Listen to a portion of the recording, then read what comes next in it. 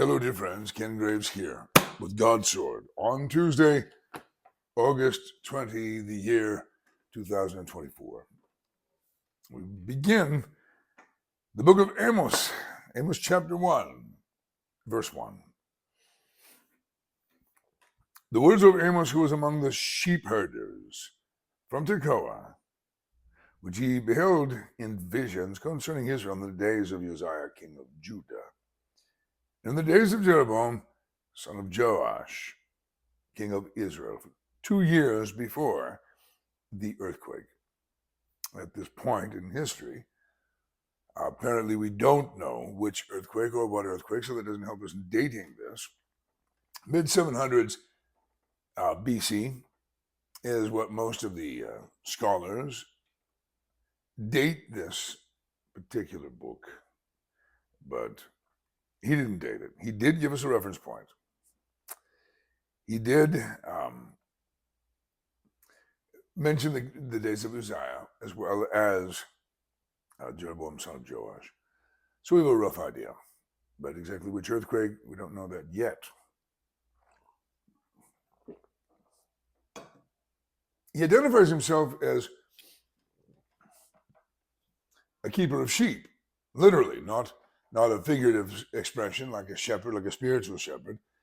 He identifies himself as a working class man, a sheep herder.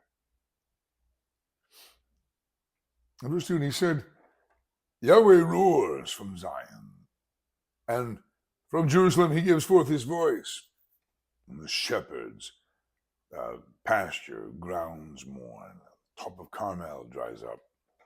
One roar from Yahweh, and the very creation, the fields, the shepherds' grounds, pasture grounds, they mourn. They're utterly dependent upon God for existence, for to maintain the very cycle of rain, even, and life with it.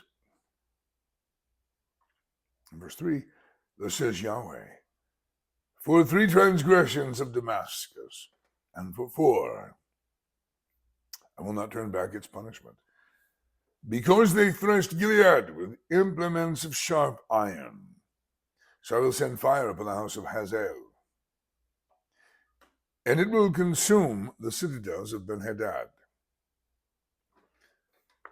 I will also break the gate bar of Damascus, and cut off the inhabitants from the valley of Aven, and him who holds the scepter from Beth-Eden. So the people of Aram will go into exile to Kir, says Yahweh. Prophesying about the strife, the ongoing wars between the Syrians and the northern kingdom referred to as Israel. God, Yahweh, he says this expression for 3 transgressions and for 4. He's going to say that frequently. Don't count. It's not about the number. It's a way, as best as I can understand, a way of saying for sin upon sin upon sin, for offense after offense.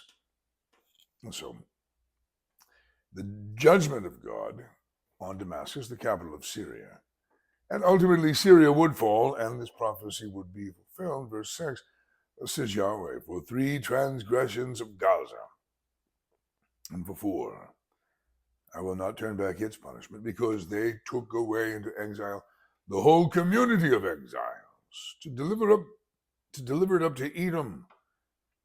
So I will send fire upon the wall of Gaza, and it will consume her citadels.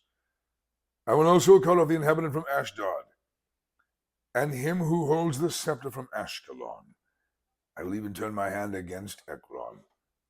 The remnant of the Philistines will perish, says Lord Yahweh. So for the offenses against Yahweh from Gaza, for the sins committed against Yahweh through attacking his people, no judgment is prophesied against Gaza. You know, it's interesting to read that and to visit there. It's still very fresh with me, having only been there in January. That the names are still there. Ashkelon is still Ashkelon. Ashdod is still Ashdod. And Gaza is still Gaza. Verse 9. Thus is Yahweh, for 3 transgressions of Tyre and for 4, I will not turn back its punishment, because they delivered up the whole community of exiles to Edom, and did not remember the covenant of brotherhood. So I will send fire upon the wall of Tyre, and it will consume her citadels. So again, judgment is pronounced. And by the way, about Amos, we know nothing else about Amos. There's no other biblical reference to this particular prophet, to Amos. Yet there's no information about him. Nothing we can sort of cross-check or cross-reference. But he is known to be a prophet of Israel. Verse 11, thus is Yahweh for 3 transgressions of Edom, and for 4, I will not turn back its punishment, because he pursued his brother with the sword, while he corrupted his compassion. And his anger also tore continually, and he kept his wrath forever. So I will send fire upon Teman, and it will consume the citadels of Bozrah. Edom and Bozrah are terms used interchangeably. The judgment pronounced again by Yahweh against this other neighbor, Edom. In verse 13, thus says Yahweh, for 3 transgressions of the sons of Ammon, and for 4, I will not turn back its punishment, because they ripped open the pregnant women of Gilead in order to enlarge their borders. So I will kindle a fire on the wall of Rabbah, and it will consume her citadels amid a loud shout on the day of battle and a storm on the day of tempest. And their king will go into exile, he and his princes together, says Yahweh. And the strife, the ongoing wars, the Ammonites engaged in violence against God's covenant people, even though they are largely, the northern kingdom, are estranged from him and lost in idolatry. God still, and even though that God will himself judge the northern kingdom, he will still judge aggressively those nations that have attacked his chosen people. The horrible things that happen in war, ripping open, not merely killing, but what a statement. The Ammonites engaged in killing the mother by ripping open a pregnant belly. It's a dreadful thing.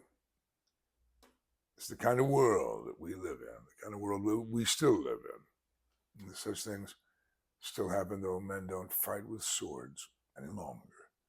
It's a cruel world. Pray that the king would come and come soon.